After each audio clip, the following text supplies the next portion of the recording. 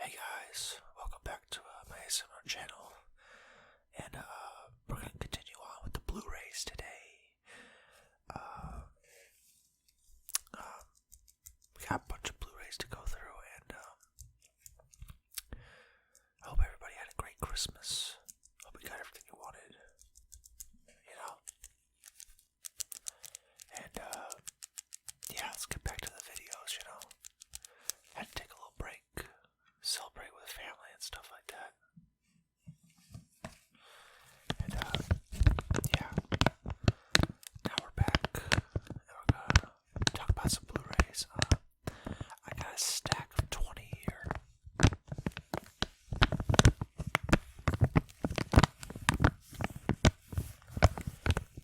So we're gonna talk a little bit about each one.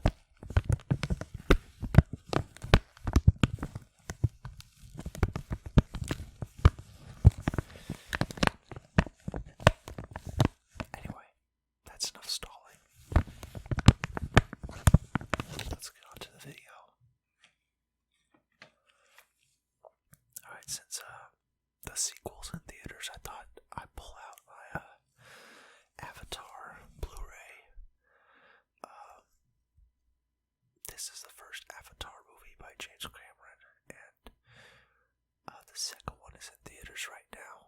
It's called The Way of the Water. I'm sure you've heard of it by now. It's about to cross $1 billion, of course. And this is the Blu-ray of the first movie. And I really like this Blu-ray case. This is the extended cut. Extend the Journey. I wonder if I can get out and show you. It's actually kind of hard to get out. It doesn't just slide out. Let's see if I can get this. There you go. A little shaken, got it out. And,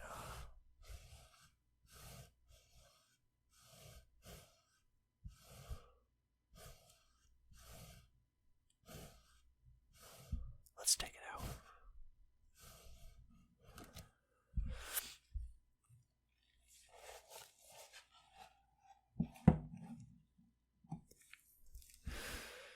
This is the case that it comes with inside.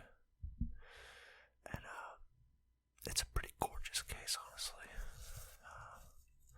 Just like the movie, it's gotta be the best looking movie of all time. And the sequel is also one of the best looking movies of all time. Actually, I just saw the second Avatar movie on Christmas Day, and it was fantastic.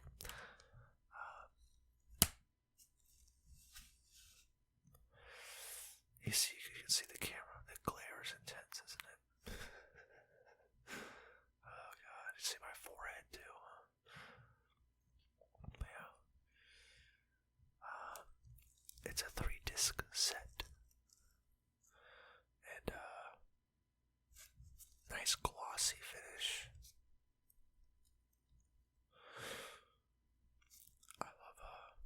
I really like this edition. And this is what it comes with. So it'll tell you what's on each disc.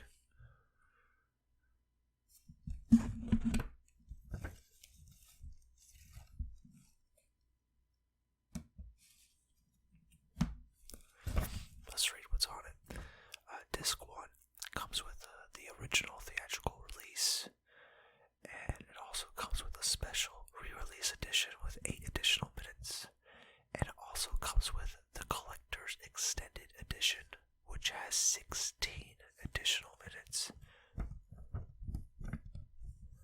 That's a lot. Most of those 16 minutes is at the beginning of the film. You get to see Jake Sully on Earth before he gets sent to Pandora. And I think the collector's extended edition, extended cut, is probably the ideal way to watch the movie.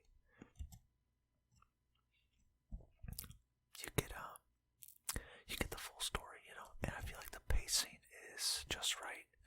there's a couple other additional scenes later on in the movie, and it's good because they're not really repeating anything. These are like scenes that just flesh out the pacing a little bit. Makes for an enjoyable watch. Also has optional family audio track. Gets rid of all the objectable language. Disc 2 is deleted scenes never before seen. Exclusive documentary capturing Avatar. A message from Pandora and production materials. Disc 3 is basically your special features that came on your regular Blu-ray. So you got scene deconstruction, production featurettes, Avatar archives, and the Blu-ray Live portal. That's basically the stuff you would get if you just bought the regular Blu-ray.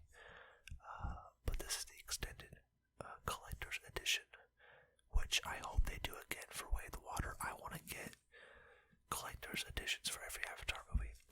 Now, Avatar's like not my favorite movie of all time, but I enjoy it. I enjoy the spectacle and the just the look of the film. I appreciate that a lot. So there you go, there's Avatar.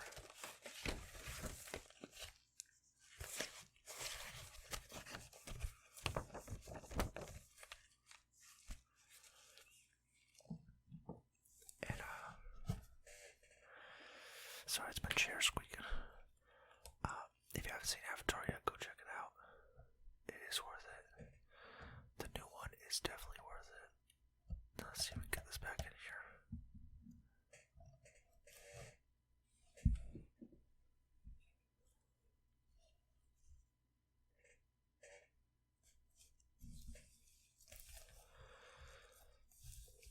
I really gotta get a new chair.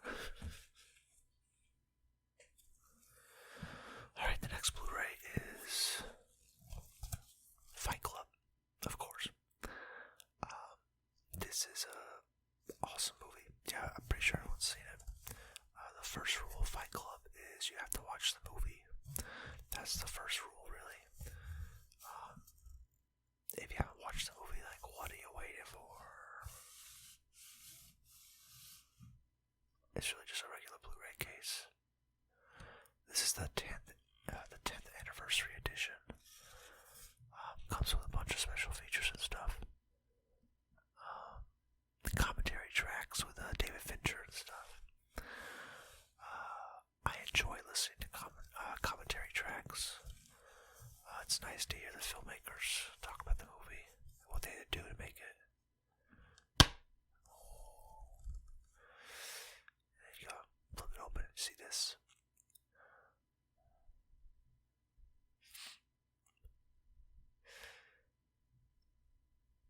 You're not a beautiful and unique snowflake. You are the same decaying organic matter as everything else. It's interesting that they use the word snowflake because this movie came out, I want to say, in the late 90s before, like woke culture was a thing. Before it was like really prevalent. At least I think this movie came out in the 90s.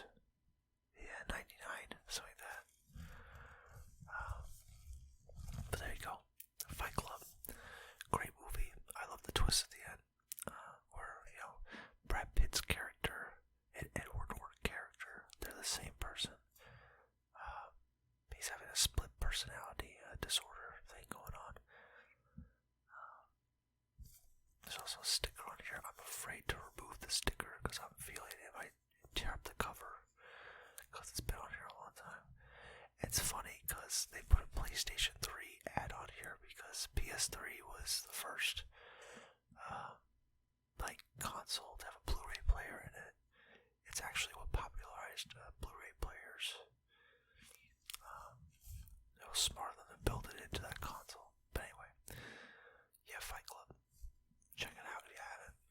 I'm sure you have checked it out and you liked it. Most people do. Oh.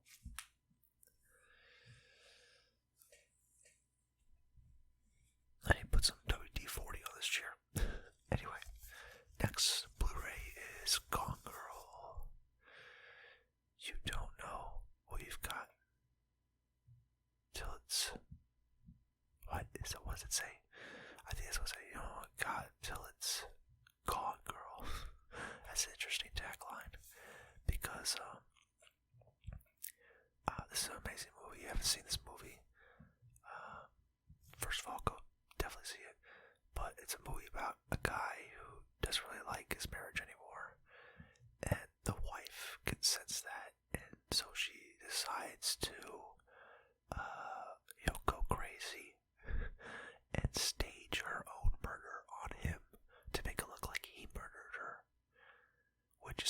way over the top. You should have just got a divorce, you know. But this is an excellent, excellent movie. I think this is another David Fincher one. Yep, this is David Fincher. I usually do sort my Blu-rays by the director names or by genre. Usually genre, but if I have a lot of one director, I'll put them all together. There's a piece of paper there. Digital code.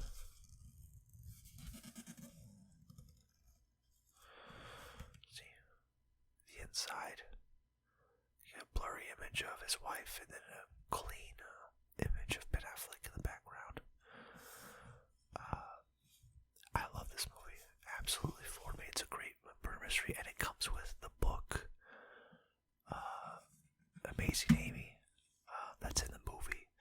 This is the book that I want to say the parents wrote about their daughter.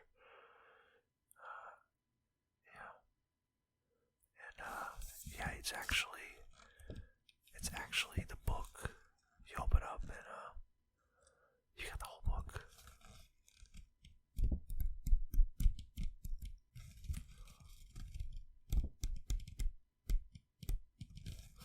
You know, pretty awesome that they put this in here. Like, they went the extra mile with this Blu-ray. You know, companies don't really do that anymore with the physical media. It's just not worth it. Not enough people buy physical copies of Blu-rays anymore. But it's pretty awesome to see this. You know, when I picked this up at Best Buy, I noticed that there was a lot on the shelf. Like, a lot of people weren't buying this Blu-ray for some reason, even though it had an amazing case. Like, I feel like the case alone, like, you should buy it, right? Like, they went the extra mile to put all this stuff in here to really get you immersed in the world. And I don't know.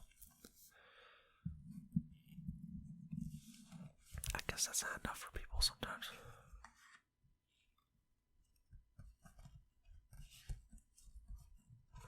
And of course, the digital code.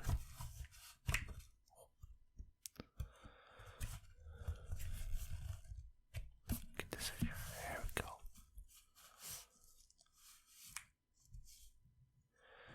And there you go. That's Gone Girl. Fantastic movie. Let's see if I can adjust my chair a little bit. Yeah, highly recommend it. I'm already running out of room to put these Blu-rays.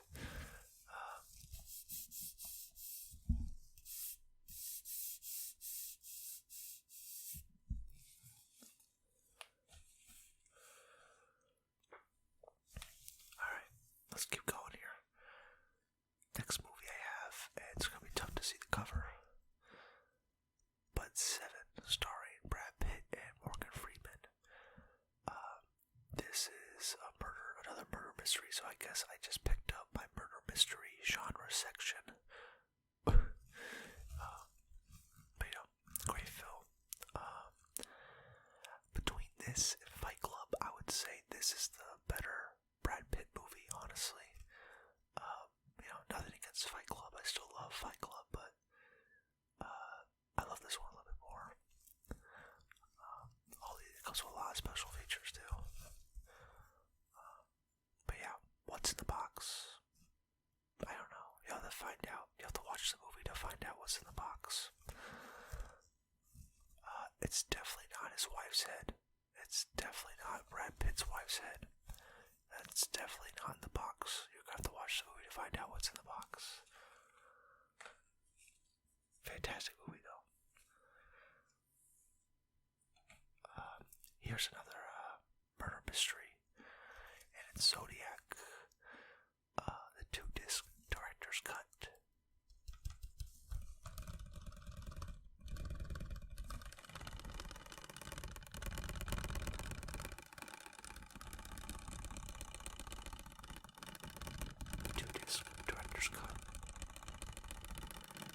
There's 2 discs in here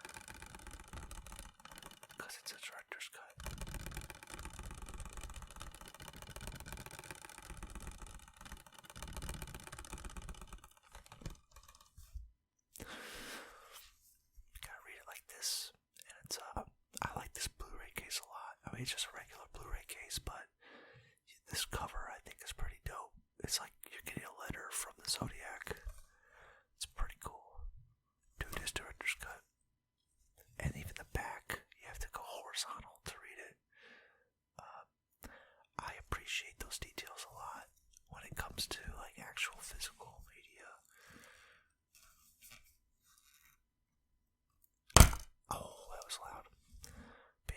much to see on the inside.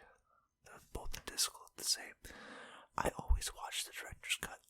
I know it's a long movie.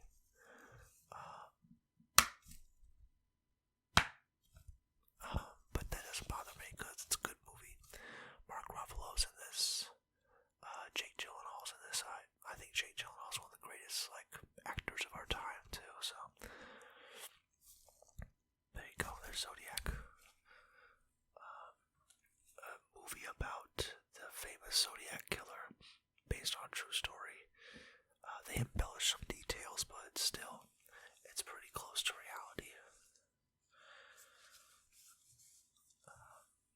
There's another movie that's not based on anything at all. It's a completely made up story, but it's one of my favorite movies of all time. It's probably in the top 5, and that is American Psycho.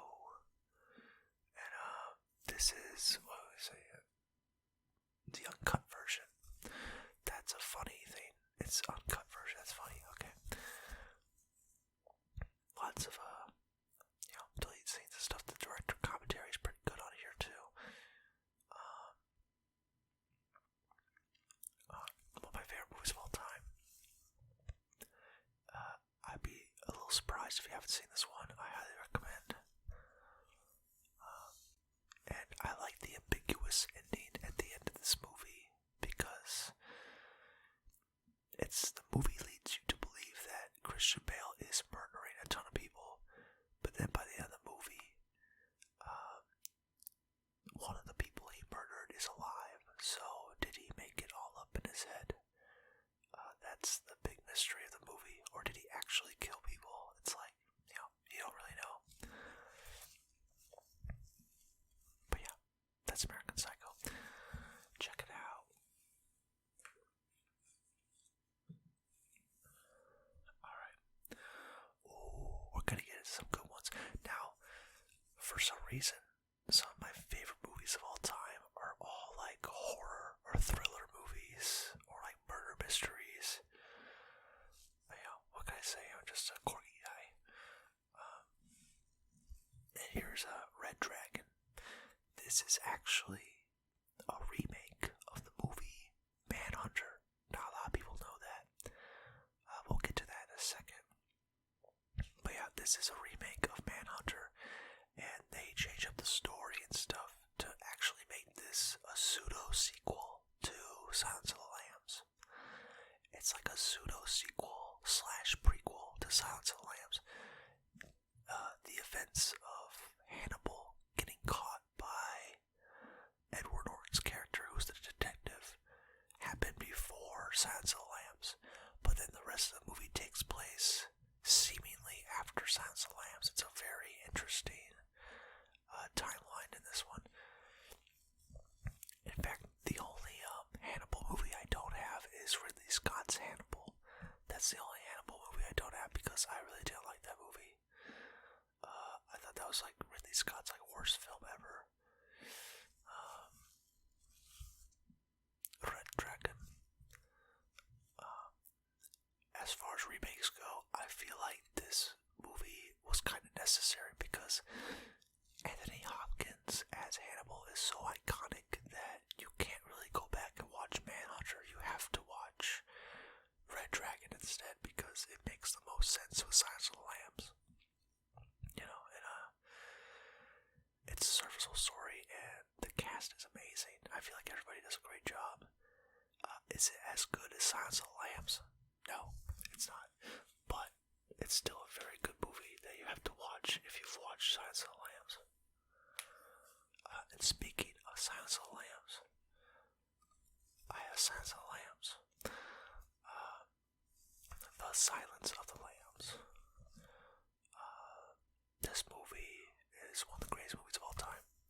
I know I say that a lot, but that's because I like to get some of the greatest movies of all time, Fantastic movie. Hannibal Lecter by Anthony Hopkins, made famous, Jodie Foster plays another detective in this movie, and just absolutely amazing. Buffalo Bill is another main villain of the film, a serial killer that kidnaps women and skins them. So they start calling him Buffalo Bill. And he's gotta be one of the most interesting villains of all time. And, that's what puts this movie over the top, is that not only do you have Hannibal Lecter, who's one of the greatest of all time, but you also have Buffalo Bill, who has gotta be one of the greatest performances of all time as well. So you're getting amazing performances in this movie. A super interesting murder mystery. And it holds up still, because it's an actual film that was made practically, so there's no reason to ever remake this film. And if they ever do, I'm gonna be real mad. Such a great movie. Check it out. Highly recommend. But now, since we talked about Silence of the Lambs and Red Dragon, we gotta talk a little bit about Manhunter. This is the collector's edition. Now, the collector's edition comes with some additional scenes that were not in the theatrical, and some of these deleted scenes are not done. They're not actually polished, and they put them in the movie anyway, in the the collector's edition anyway. And I like the additional scenes. I wish they would go back and polish it up, and really solidify it, but there's just no demand to from the audience to go back and fix some of the things with this movie. It's a valiant effort. This is Michael Mann's one of his earliest films, and if you remember from the last Blu-Ray collection, we talked about Heat at the end, which Michael Mann's greatest film he's ever made is Heat. But before that, he made Manhunter, and it has Hannibal Lecter in it, but he's played by the guy from Super Troopers. I forget his name. Maybe we can look on the back here.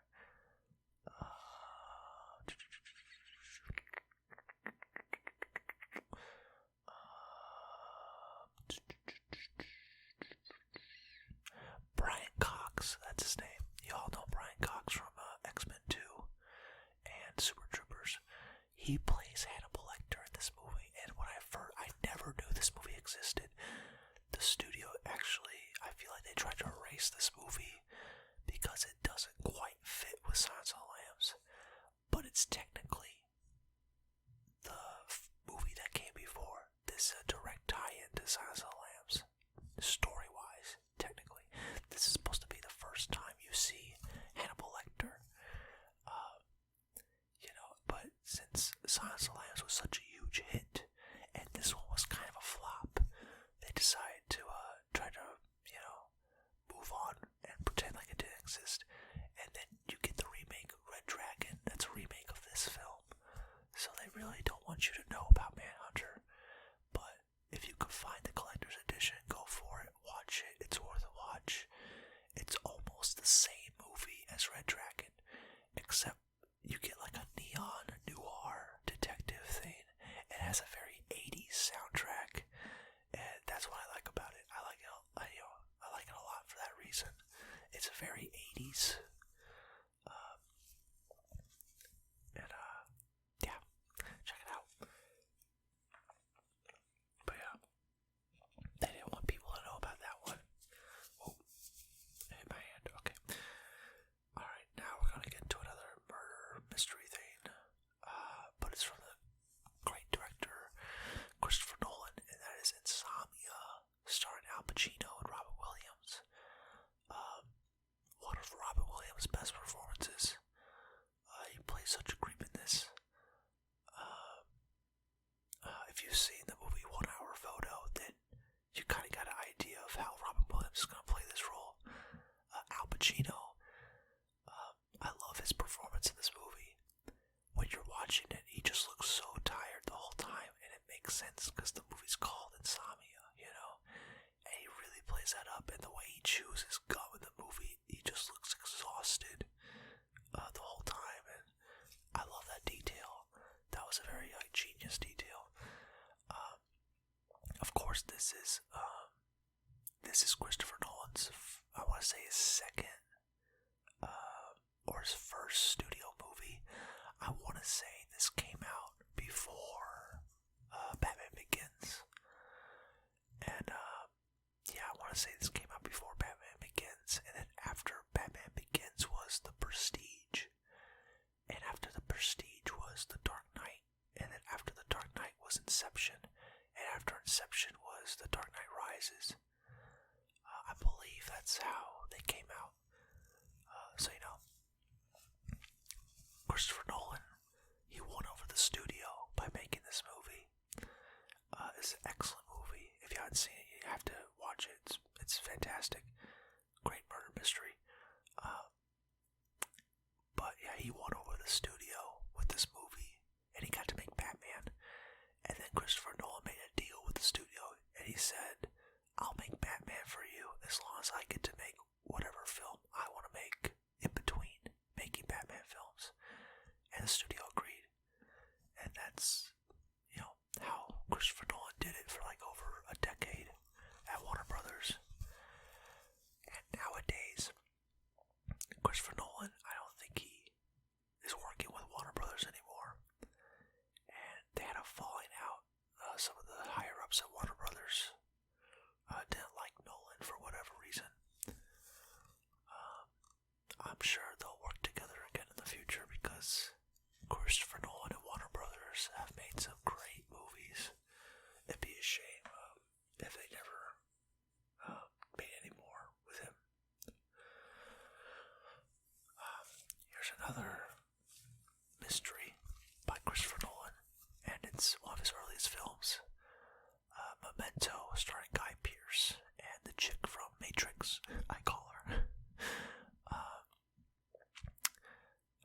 It actually has a couple alumni from Matrix in this movie.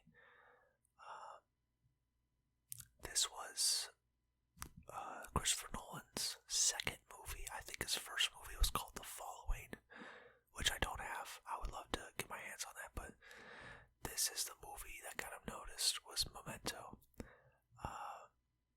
This is like really like solidified him and made studios go after him. This is the 10th anniversary special edition. What does this one come with? I forget. The audio commentary with Christopher Nolan, which is amazing. I love listening to Nolan talk about films. You know, I think that's why this is like the special edition, because it comes with this commentary, which is rare. A lot of his movies don't have commentary. The Dark Knight trilogy, there's no audio commentary for those movies, which is such a shame. I wish they would just get him to do it, like, because I want to hear him talk about it. I want to see all the deleted scenes from all his movies. Like, I don't know why they hold that stuff back. Probably because they're waiting for like a 20th anniversary edition. I bet that's why.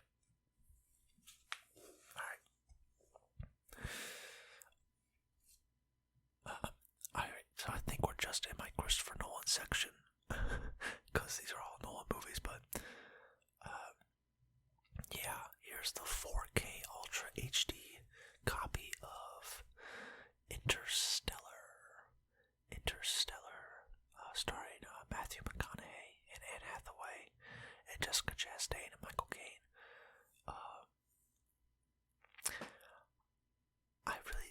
I sometimes don't like Anne Hathaway and Jessica Chastain. I don't know what it is about them. I sometimes just don't like them, but in this movie, I like them. Always like Michael Caine. I love him in everything.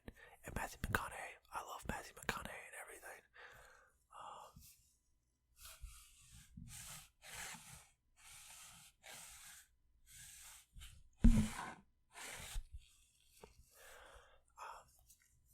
Interstellar, Christopher Nolan movie.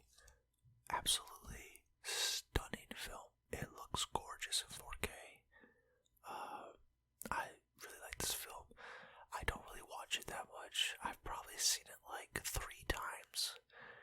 And I saw it once in theaters, once on demand, and then when I bought the 4K Ultra HD copy, I watched it, and that was the last time I watched it. But still, like, a powerful film. I get choked up every time towards the end. she's begging him not to go, and he sees it, and he's trying to tell Murph that, tell me not to go, Murph. Like, I always cry at that part. And I always get choked up at the part where he sees her as an old lady. It's a brilliant film. Trying to save humanity by finding a new planet and going into a black hole that just appears out of nowhere. Or a wormhole. They're going through a wormhole and they get to a planet that's like circling a black hole. It's just a great movie. Great existential movie. Our meaning in the universe. Is there more out there? Are aliens just interdimensional beings that have gone to different planes? 5 dimensions, 6 dimensions, that kind of stuff. I love it. And the next movie is The Prestige. The Prestige. Hugh Jackman, Christian Bale, Michael Caine again, Scarlett Johansson, and David Bowie. Of course, David Bowie is tragically not with us anymore, but if you want to see him act, he actually gives a pretty good performance in this movie. He plays Nikola Tesla. And, sorry, my voice, I gotta take a drink of water here.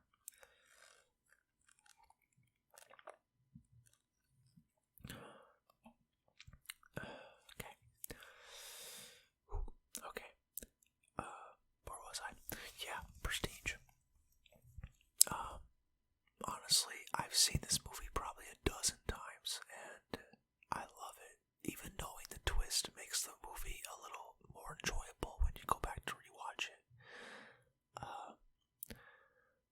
Of course, if you haven't seen this movie, it's about 2 competing magicians that are trying to, outdo each other. And Hugh Jackman just gets more and more jealous. The movie is actually following Hugh Jackman most of the time. He's like the main character. And he's just trying to do everything to beat his rival. And he takes it too far. Let's just say that. Way too far. This is actually my least favorite Blu-ray case. I hate it. Back in the day when they were first coming out with Blu-ray cases, they did this scrappy thing where they put this silver thing. I don't know why. It just doesn't look good. And I would rather a better cover. Just put the movie poster. The cover should just be the movie poster. That would be better than this silver, thing they tried to do. It just didn't look good. I don't know who approved it, But anyway, that's The Prestige. Highly recommend. It's a good movie. Alright, next movie is a Martin Scorsese film, and it's called Shutter Island. This is obviously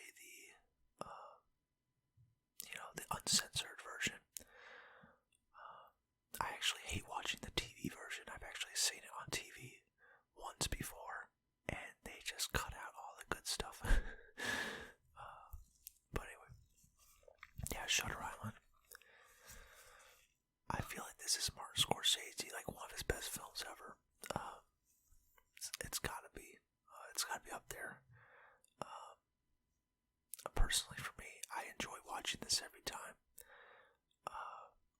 There's just something about the atmosphere in this movie, and it doesn't really feel like another Scorsese film. It has no, if you watch Mean Streets and Goodfellas and Wolf of Wall Street, Casino, and then you watch this, you would think there's no way Martin Scorsese actually directed this film. That's what you would think. But he did. I really like that he changed up his whole style for this movie. He got a completely different director of photography, and it came out great. I feel like this is Leonardo DiCaprio, one of his top performances, and just heartbreaking ending.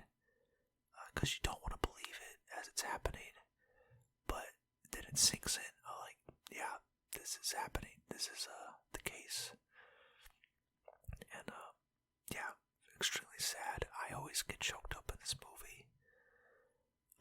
When he's having the dream sequences of his wife, and I do shed tears every time we get to the part where he has to pull his kids out of the lake. We get the flashback of his dead kids, and it's super emotional and sad. But what a great watch. Mark Ruffalo is also in this. He gives a great performance. The guy who played Gandhi is in this. Just a great movie. Great movie. Love it a lot. So it looks like we're getting into some horror films now, because Shutter Island is like a thriller mystery with a little horror sprinkled in. But now we're going straight horror, and that is Ari Aster's Midsummer. Now, this is an import from the UK. This is a director's cut from the UK, it's interesting that you could only get the director's cut in the UK. They didn't have an American version of the director's cut, so I had to order this from overseas, and I'm glad I did. I actually enjoyed the director's cut, but I could see why they cut the scenes, even though I do enjoy it a lot. The scenes that are in the director's cut are just a little bit repetitive.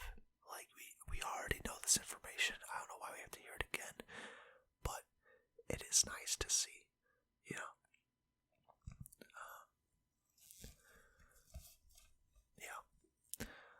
a longer version. Like, I feel like those deleted scenes in this movie add another like 20 minutes. I can't, be sure about that, but the sleeve is really tight on here. It's Midsummer. Now, this is a horror movie, and it's just a masterclass of filmmaking. Just a masterclass. And it's a masterpiece right there. It's really about a movie about breaking up. Like, when you really digest like the meta of this movie, it's all about breaking up, with your boyfriend or your girlfriend or something like that, and having to shed that old life you had, but it's really dark, it's really brutal when you get to the scene near the end where you see what they did with the people that were disappearing. Just horrifying. And she loses her mind essentially and joins the cult. If you haven't seen this movie, it's essentially this girl loses her family and her boyfriend sticks with her because he doesn't want to leave her while she's grieving, even though he wants to. The relationship's not working out anyway, and I think the moral of the movie is don't just be with somebody just because, if you want to get out of a relationship, get out of it. There's no point, you're wasting each other's time, At least I think that's what the sub meaning of the movie is. And I loved it. It's like one of those few horror movies that takes place during the day. It's all during the day, really, pretty much. And if you can make a movie scary during the day, I think you really accomplished something. And the movie's very off-putting. The vibe of this movie is just, it's something else. I really love this director. I loved his first movie, Hereditary, which is right here. This is Hereditary. This is actually a brand new copy of it too, because I was looking for it for a while and I just got it recently. Hereditary. Like, Amazon was constantly out of stock on it, and they finally got in stock on it. And I got it. I haven't taken it out of the plastic yet to watch it, but I've seen this movie a bunch of times on demand and stuff. This is Ari Aster's, I want to say, his first movie. There might be some other one, some independent film he did before this, but this is really the first movie. And it's about like a satanic cult, really, that's ruining this family, like killing this family. And very, very end, and it is something else. So sad. Very sad movie. Especially when you see that little girl's head get, like, cut off. It's like, geez, okay. This is where this movie's going, you know? But yeah, brilliant movie. Just a great, first movie for a film director, you know? Absolutely wild that was that guy's first, like, movie. Anyway, next movie is a classic, and starring John Voight and Burt Reynolds. Deliverance. Go on, squeal now, we. That's where that comes from, the squeal like a pig thing. I love this movie. This is actually my dad's favorite movie, so I guess we are similar like that. That we like thrillers and horrors and mysteries. And this is a horror movie. This is a movie about a group of buddies that go on a little river excursion. You know, taking some canoes up the river. But what they don't know is that there's hillbillies up the river that are gonna, rape them and kill them. Which is like pretty horrifying concept. And the movie is very slow. I mean, this movie's under 2 hours, but it feels like 4 hours. Like, it feels like you're in this world, like, forever.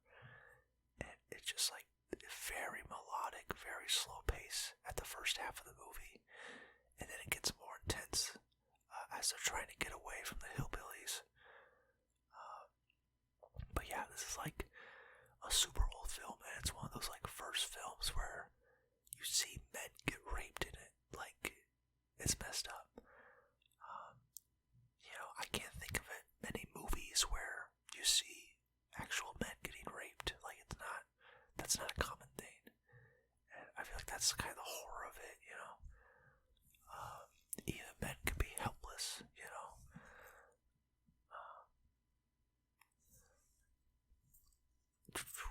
Great movie, though.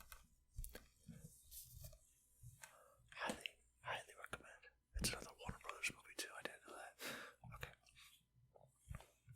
We're going to get into another great horror movie director. What's his name again?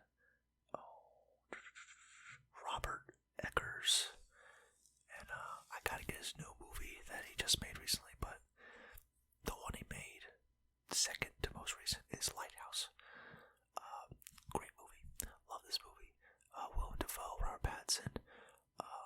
Shot in an old school film aspect ratio that's reminiscent of old silent movies. But this is not a silent movie. Willem Dafoe gives like one of the greatest monologues in film history in this movie, where he just is going on and on at the camera, and it's amazing that he remembered his lines. Like, we're talking paragraphs and paragraphs of lines, and he is just going. And Robert Pattinson is trying to match Willem Dafoe, and I feel like Robert Pattinson does. He really is trying to match Willem Dafoe, because Willem Dafoe is bringing it in this movie, and they just bring out the best of each other in this movie. Like, as far acting wise goes, like, it's a showcase for sure.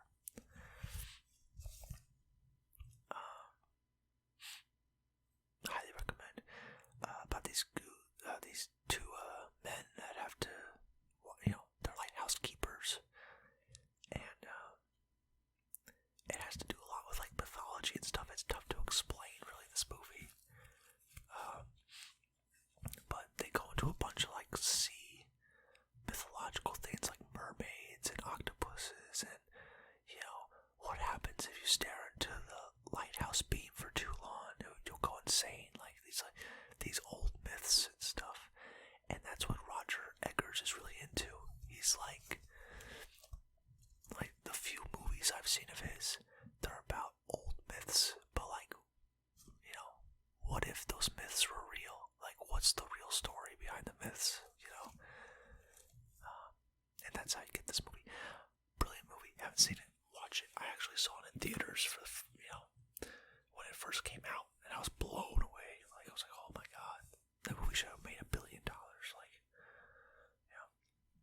Alright, we got a couple more left. Here's another Roger Eggers, and that is one of his earliest films, and that's The Witch. Very scary movie, like genuinely scary. Because with me personally, when I was a kid, I was really scared of witches. There was just something about the idea of a witch that was just horrifying. Like, you don't like to think that women could do bad things. I think that's what makes it scary about witches, is that it's a woman that eats children. Like that's the whole myth of a witch, right? It's just scary, and this is essentially, a movie that's about the first witch encounters. You know what I'm saying? And what if they were real? Which it's plausible. The movie makes it so it seems very plausible. And I buy it. There really could have been a time where maybe some outcast people, some women outcasts, went to the woods and they started abducting children for food or something like that. Just to eat them, to eat something. I could see that happening. And the movie is very grounded, and you don't think anything supernatural is really happening until the very end of the movie, where they recruit a new witch, which is the daughter in this movie, and it's like, oh, it was mind-blowing, and it's very scary. I highly recommend it if you want a good horror movie. The Witch is very, very scary. And here's the last movie, and that is Cabin in the Woods. This is, I want to say this is written by Josh Whedon. Is it written by Josh Whedon? I don't know, it's one of his last good films before, all that stuff went down with him on Justice League and stuff, and he's been pretty quiet ever since. All those people came out to say what a horrible person he was and stuff like that. I still enjoy his work though. I still enjoy this movie. It's a really fun, funny movie that has a little horror in it, and it's really just, making fun of all the horror movie tropes, and it's got an interesting story at the same time. I remember seeing it in the theaters. I remember this being a big hit when it came out too. Everybody was talking about this movie, and it's a fun watch. It's a good date movie. You have somebody that you want to watch a movie with. You just pop in Cabin in the Woods. You can have a good time. Lots of actors you recognize. Liam Hemsworth, Thor. He's in this movie. Chris Hemsworth. My bad. I said Liam. That's his brother. But yeah, Chris Hemsworth. He's in this movie. Just a bunch of good stuff. You haven't seen it, check it out for sure. Lots of good special features on here too. I might actually watch some of these special features now. I haven't seen this movie in a minute, and I feel like I might just go ahead and watch this movie tonight. Why not? It's been a while. Anyway, that's it for now.